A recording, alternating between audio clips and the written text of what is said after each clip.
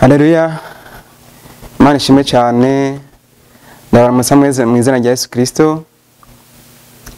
Nonga ndabaha ikaze kuri televiziyo yanyu ya Ganawe TV canke televiziyo ya Ganawe. Rero ndabaha ikaze muri kiganiro cy'Iyoboka Mana aho muri kumwe nanje Nshimiyimana Felix ubutegereje kugara kwa Yesu Kristo cyo kimwe namwe bavandimwe. Rero akaba ari je tugiye kubana muri iki kiganiro. Rero reka imbere ko dutangura iki cigwa tubanze duce bugufi imitima dusenga Imana. Data mwiza, data twese wo mwijuru, bakoze ko atuzigamye ukategeza kwisa tugihomeka zajyana ryubahwe. Turakwiragije data mwiza kugira ngo utwogeshe amaraso Yesu Kristo kose tutagenda kugomba. Tugusaba data mwiza kugira ngo ubane natwe umanya wose ugiye kwijambo ryawe kugira ngo mpema wawe yaratubore kandi tutahozo nawe kandi amajambo twiga wazotuma tukubona mu izina rya Yesu Kristo. Amen. Rero uno munsi tukaba tugiye kwigira hamwe ijambo ry'Imana. Tukaba tugiye kurabira hamwe ikigwa gifise umutwe uvuga ngo Umwungere w'Intama Rembo ry'ijuru. Iki kigwa gifise ishingiro muri Yohana igice c'10 guhera ku murongo wa mbere gushika ku murongo wa 16. Umwungere w'Intama Rembo ry'ijuru akaba ari cyo kigwa tugiye kurabira hamwe. Yohana igice ca 10 guhera ku murongo wa mbere gushika ku murongo wa 16 hari amajambo menshi Yesu Kristo yabwiye bigisha biyubwo wari nk'umugana baciriye. Reka tubanze tuyasome kugira ngo twumve ico tugiye kwigira hamwe. Tuhera ku murongo wa mbere twihuse aravuga ngo nukuri ndababwire udaca mu irembo ry'urugo rw'intama ariko akuririra handi uwo aba ari gisuma n'umwambuzi. Ariko kuca mu irembo niwe mwungere w'intama. Umuteramyi w'irembo aramwugururira kandi intama zumva ijwi ryiwe, ahamagara iziwe ntama mu mazina yazo akaziturutsa. Kandi yamaze guturutsa iziwe zose azije imbere zikamukurikira kuko zizi ijwi ryiwe. Ariko zitazi ntizomukurikira namba, zomuhunga kuko zitazi amajwi y'abandi. Yesu abacira umugani ariko bo ntibatahura ivyo ababwira ivyo ari byo. Nuko Yesu yongera kubabwira ati nukuri ndababwire ni jewe rembo ry'intama. Abanyitangiye imbere bose bari bisuma n'abambuzi, ariko intama ntizabumviye. Ni jewe rembo, kandi ushika mu rugo wese aciye muri jewe arakizwa, agataha agaturuka akaronka icanya. Igisuma nikizanwa n'ikindi atari kwiba no kwica no gutikiza. Nanje jeho naza no kugira ngo zironke ubugingo kandi ngo ziburonke busagutse. Ni jewe mwungere mwiza, umwungere mwiza yigura intama ziwe. Ariko umucangero atari umwungere bwite kandi intama atari ziwe, yabonye ibingira rije ata intama agahunga, ibingira rikazisahura rikazishwiragiza. Arahunga kuko ari umucangero atababaye intama. Ni jewe mwungere mwiza, ndazi izanje ntama nizanje ziranzi, nkuko data anzi nanje nkamumenya kandi ndigura intama zanje. Yesu ashimwe cyane. Aya akaba ari amajambo Yesu Kristo yabwiye abari bari kumwe nawe, abwira abafarizayo bari kumwe nawe ubwo ari umugani yarabaciriye mbere, ari umugani yareka acira abayuda. Twibuke aya n'amajambo Yesu Kristo yavuze ubwo yarahejeje gukiza umuntu yavutse ari impumyi, maze amaze kubakira uwo yacagenda mu kibana abona yarahumye. Ariko abayuda bo ntibemera ko yahumutse, mbere agerageje mu byo kwisigura bituma ahubwo bamuhindira hanze, maze Yesu Kristo biramubaza cyane kubera ko yarabimenye, maze abona ko bamukubaguye, maze bamuhindira hanze yaho bari. Rero niko gutuma Yesu Kristo abacira umugani ababwira ngo nukuri ndababwire ngo udaca mu irembo ry'urugo rw'intama ariko akuririra handi aba ari gisuma n'umwambuzi. Tugiye rero kurabira hamwe Yesu Kristo nk'umwungere w'intama, irembo ry'ijuru. Mbega Yesu Kristo n'umwungere w'intama mu buryo bwahe? ni irembo ry'ijuru gute? Mbega hariho abandi bungere b'intama? Mbega hoba hariho irindi rembo ry'urugo? Turafise ibintu dushaka kuba twokwigira ku ntama nkuko dufise ibintu dushobora kuba twokwigira ku mwungere mwiza. Rero intama ni igikoko gitekereje cyane ku buryo iyo kibonye ibindi bikoko kidashobora kubihunga kubera ko cyo kizi ko ibindi bikoko ari bigenzi byacu. Ni igikoko nubwo ubu kijanye kwibagiro ushobora kuba ugitwara uko ushatse kose, wazingamwe ugatera mu igunira, watekera ukagira gute, nta kintu na kimwe gishobora kukugira. Mbere kiratuza kugira ngo ukora ibyo ushaka byose. Rero tubona ko hari intama hakaba n'umwungere, ariko kandi turafise n'ibyo twokwigira ku mwungere. Umwungere mwiza ashobora kuba yoragira intama. Umwungere mwiza ni wa mwungere aturutse intama azije imbere kugira ngo arabe ko inzira intama ariko ayoboreramwe intama iyi nzira imeze neza, nimba ari amahwa zishobora kuba zocamo, nimba ari ibiharamanga, nimba ari amabuye zicamo, nimba ari ingorane zoshobora kuba zohura nazo, kugira ngo wewe abanze kuzitangira imbere maze kugira ngo intama zibashe kuba zogenda amahoro mu rugendo. Rero muri iki cigwa tubona ko Yesu Kristo tumubona nk'umwungere w'intama mwiza. Tubona Yesu Kristo nk'uhagarariye kuyobora intama. Izi ntama nazo ziriko zivugwa n'abantu Yesu Kristo yaremye mbere akaza no gucungura. Umwungere nawe n'abantu bose bahagarariye kubwiriza ijambo ry'Imana, kuragira ubwoko bw'Imana kugira ngo bashobore kuzoshobora kubugeza muri Kanani yo mwijuru. Rero nkuko tubibona ikintu kiranga umwungere mwiza nuko ngo aje imbere intama ziwe. Rero yagiye imbere intama ziwe bisigura ko aziyobora mu mahoro kandi akazitangira kugira ngo abashe guhangana n'ingorane intama zishobora guhura nazo mu rugendo. Rero muri iki cigwa tubona ko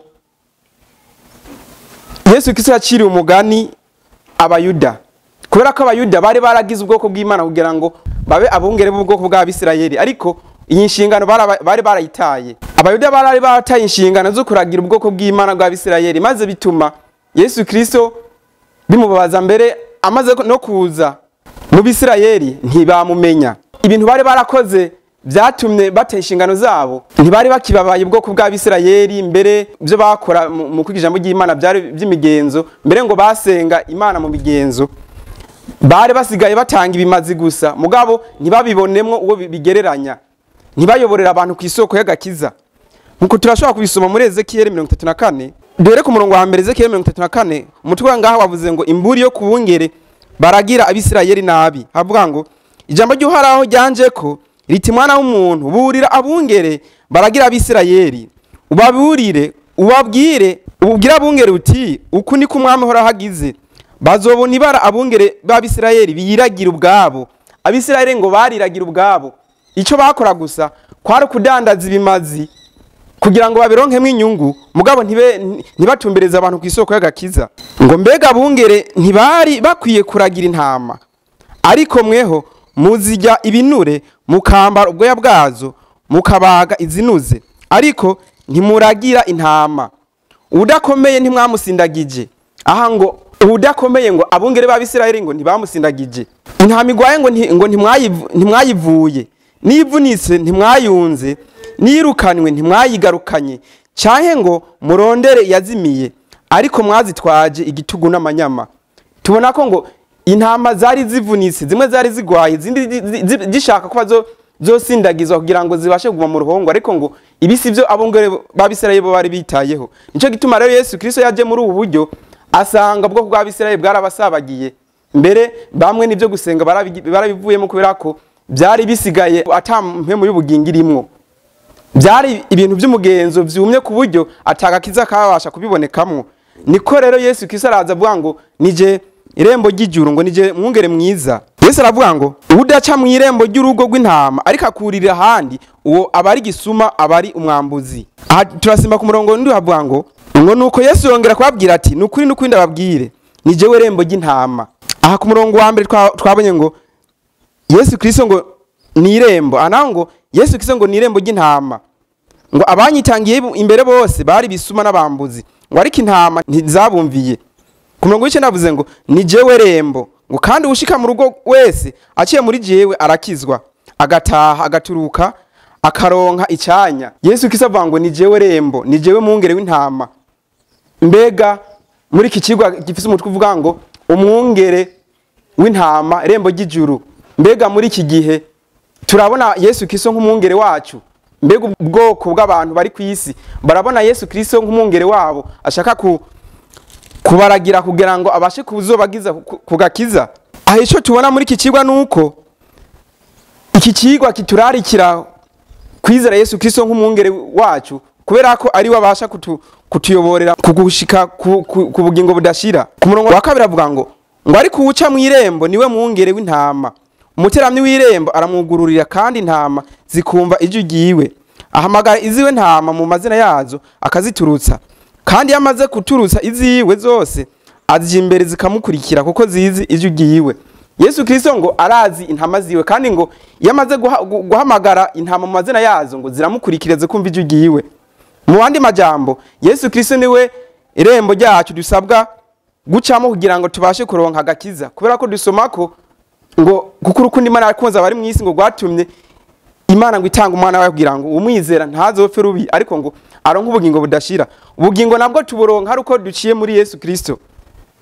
Ariko muri iki gihe hari amarembo menshi yashoboye kugurugwa. Hari amarembo menshi abantu bashizeho kugira ngo abashe gushikana abantu ku nzira y'agakiza ariko ntibishoboka. Nubwo hari umugani uvuga ngo inzira zose zishikana i Roma ariko ntabwo mu by'Imana inzira zose zishika mu ijuru. Abantu bagiye bashiraho inzira zabo zishaka kubageza kugakiza. Mbere ibintu bitandukanye byinjijwe mu by'Imana. Iby'Imana abantu barabitaye maze bashiraho ibyabo kugira ngo bibashe kuba ari byo ngo bizoshikana abantu kugakiza. Mbere abantu barakubwira ngo kusenga kose nta na kimwe ngo kazima dusenga Imana imwe ngo uko bikora kose ngo Imana irakwemera ngo twese dusenga Imana yo mu ijuru. Ariko bene data ntabwo inzira zose zishika mu ijuru. Birasaba ko dukurikiza inzira Yesu Kristo yaciye mugira ngo abari duhesha gakiza. Hari ibintu rero bitandukanye abantu bagerageza gukora kugira ngo berekane ko ari kubasenga. Mbere bigatuma abantu babizimiriramwo ariko ntitutihana kugira ngo twumve icyo Imana itubwira tuzozimira maze tubure ubugingo budashira. Abantu berekana ko abandi bantu bashobora kubabera irembo ry'ijuru. Abapatiri, abapasitoro bagerageza kwerekana ko ubizeye mbere ukumvira ibyo bakubwira nubwo mbere byo atana ahantu hamwe byanditswe mu ijambo ry'Imana ngo kubumvira bishobora kubageza kugakiza. Abantu bagerageza kwerekana ko hari abantu bapfuye ngo bashobora kutubera irembo ry'ijuru ariko ibyo bene data ntabwo bishobora gutuma turonka ubugingo budashira kubera ko dusume muri Yohana ko irembo ry'ijuru riri muri Yesu Kristo gusa. Tubonye ko umwungere w'intama dushaka kwizera ari Yesu Kristo gusa. Abantu bagerageza gushiraho imigenzo yabo ikijambo ry'Imana ryigisha bakagihindura kugira ngo bazane ibintu by'imigenzo byabo bagaca bavuga ko kuvyizera bishobora gushikana umuntu gakiza ariko ivyo nta kintu nakimwe bishobora kutumarira. Ahubwo rero twebwe twumvise ino mburi twashaka kumvira ijambo ry'Imana rivuga tugasuzuma ico ijambo ry'Imana Bibiliya rivuga uhereye mu itanguriro gushika mu byahishuro Yohana. Umuntu akagira ingufu ziwe zo kurondera mu ijambo ry'Imana ijambo ry'Imana rivuga kugira ngo abashe guca mu irembo ry'intama abashe kwinjirira muri Yesu Kristo. Akuko ngaha twabonye ngo udaca mu irembo ry'intama mu yandi majambo ngo udakurikiza ijambo ry'Imana rivuga ariko ngo agakora ibyo we yishakiye ngo uwo aba ari umusuma kandi aba ari n'umwambuzi. Kandi ngo n'umwungere ashiraho ibintu byiwe kugira ngo abantu bashe kubikurikiza maze agata ijambo ry'Imana rivuga ngo uwo aba ari umusuma kandi ngo aba ari n'umwambuzi. Biratangaje cyane kuba Bibiliya yita abarongozi benshi cyangwa abungere benshi bayobora abantu mu ijambo ry'Imana ibi bikabita ngo nabambuzi. Ni jambo riteye ubwoba cyane. Abasuma hari amajambo twobandaya ngaha dusoma avuga ngo ni jewe mwungere mwiza. Umwungere mwiza ngo yigura intama ziwe. Mbega abungere muri iki gihe barashobora kuba kwigura intama zabo. Tubona ko ngo mu gihe cya kera mbere no muri iki gihe cy'ubu umwungere ngo yaragiye intama ziwe maze akabona igikoko kije kurya izo ntama ngo yaragwana kugira ngo icyo gikoko ntikigiye ntama. Mbere bigashika naho ngo yahasiga ubuzima agapfa hako iyo ntama yiwe iribwa n'icyo gikoko. Mbega abungere bo muri iki gihe bashobora kuba bafise iyo nshingano cyangwa iyo nshingano buyishobora yo kwigura intama. Umwungere wenyene ashobora kuba yo kwigura intama. Tubona ko ari Yesu Kristo ubwo ngo we yaremeye arapfa abambwa ku musaraba kugira ngo aducungure, asesa amaraso yiwe ngo ibyaha twakoze bishigwa kuri we kugira ngo ducungurwe. Aha turabana avuga ngo ari ku mucangero ngo atari umwungere ngo yabonye ibingira rije ata intama agahunga ibingira rikazisahura rikazishuragiza. Aba nibo bungere dufise muri iki gihe, nabungere badashobora kuba bohagarara intama kugira ngo babashe kuzikingira ibikoko byoza kuzirya. Umuntu w'Imana usabwa kumenya ko wowe uri intama y'Imana, uri intama Yesu Kristo yacunguye, nico gituma uri w'agaciro imbere y'Imana. Amajambo tubana avuga ngo ni jewe mwungere mwiza, ngo ndazi izanje n'izanje ziranzi, nkuko data anzi nanje nkamumenya, kandi ndigura intama zanje. Ngo Yesu Kristo ngo arazi intama ziwe. Mbega Yesu Kristo yobakuzi mwene data? Yesu Kristo yobaguharura nk'intama yiwe? Hari igihe uza wibaza ko Yesu Kristo akuzi. Turashobora kuba tubaye muri ubuzima bwa Kristo twimvira ko turi mu rugendo ruza mu ijuru, ariko tukaba tumeze nk'abantu buriye imodoka batazi yija. Mbere ibintu by'Imana tukaba tubibayemo nk'imigenzo, tutazi ko turi intama z'Imana. Ariko ngahavuze ngo Yesu Kristo arazi intama ziwe. Mbego hari aho uza ubona mu mutima wawe, hari aho uza wumva ijwi rya Mpemu Yera rikubwira kuri intama y'Imana. Ngo Yesu Kristo ngo arazi intama ziwe, ngo ni jewe mwungere mwiza, ndazi izanje ngo nizanje ziranzi, ngo nkuko data anzi nanje nkamumenya, kandi ngo ndigura intama zanje. Aha turabye ibintu bishobora ko biranga umwungere, kandi turabye n'ibintu bishaka biranga intama. Rero hari amajambo dushobora kuba twarangiriza ko muri Ezekiel 34 ngo kuko ari ku umwami uhora hagize ati raba je ubwanje ngo ndigiriye kurondera intama zanje ndazibaririse, nkuko umwungere abaririsa umukuku wiwe mu gihe hari mu ntama ziwe zasabagiye kure, ngo niko nanje nzobaririsa intama zanje, ngo nzozikiza ndazikura ahantu hose zasabagiriye ku musozi wo gufurangana n'ubwira kabiri, ngo kandi nzozizana ndazikuye mu mahanga, nzozikoraniriza hamwe ndazikuye mu bihugu, nzozizana ndazishikane mu gihugu cyazo bwite, ngo nzoziragira ku misozi y'Ibwisirayeli iruhande y'imigezi y'amazi, ngo n'ahantu hose hari abantu mu gihugu, ngo nzoziragira mu cyanya cyiza, kandi ku mpinga y'imisozi miremire y'Ibwisirayeli niho zizogira umugutu, ariho zizobyagira, ngo ziri mu mugutu mwiza, ngo zirishe mu cyanya cy'ubwatsi burembye ku misozi y'Ibwisirayeli. Atubona amajambo atubwira ko ngo Yesu Kristo ngo ashaka kuba aza kugira ngo intama zasabagiye zigarukane mu ruhongore zibe mu ruhongore rumwe. Nta kindi rero Yesu Kristo yamuzanye ku isi atari uko ubwoko bw'Imana bw'ijambo ry'Imana kugira ngo bizere maze babe mu ruhongore rumwe, maze bafatanirize hamwe urugendo ruja mu ijuru. Aha tubona ko muri Luka 15 ngo umugani w'ingo w'intama yazimiye, ngo bibera byiza Yesu Kristo gusiga intama ziwe arinze 99 maze kugira ngo aje kurondera intama yazimiye. Aha uwo mugani ugereranya yisi yacu yacumuye, ubwo ngo hari hayandi masi Imana yaremye ngo nibiremwa byiza bitacumuye, ngo muri yisi yacu tubaye ko ngo niyo si yacumuye. Rero byatumye Yesu Kristo asiga ubwiza bwiwe maze kugira ngo aje ku isi kuyicungura. Yisi rero tubaye ko yaragiriwe amahirwe cyane kubera ko Yesu Kristo yemeye gusiga byose kugira ngo aje kuyicungura. Mbere ngo ijuru ryose ryaritanze kugira ngo Yesu Kristo aze kwisugira ngo aducungure. Muri kino kigwa reka twese tubone Yesu Kristo nk'umwungere wacu, tumubone nk'irembo ry'ijuru, kuko ari we azotugeza mu bugingo budashira.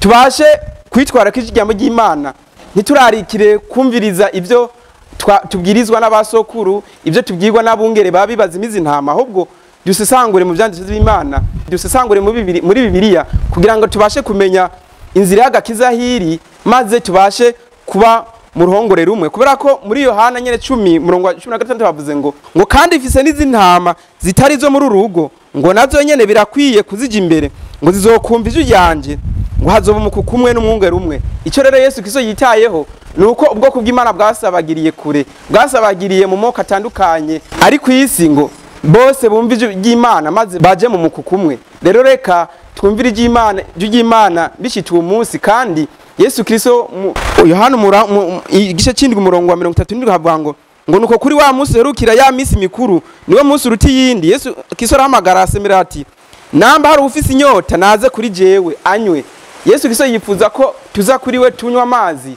kandi amazi atanga ubugingo.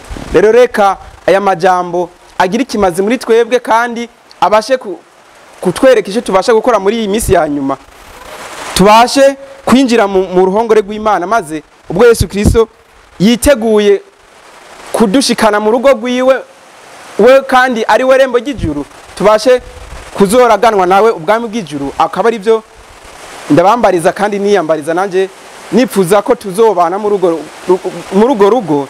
Imana ibahezagire kandi ibatahuza no majambo mu izina rya Yesu Kristo.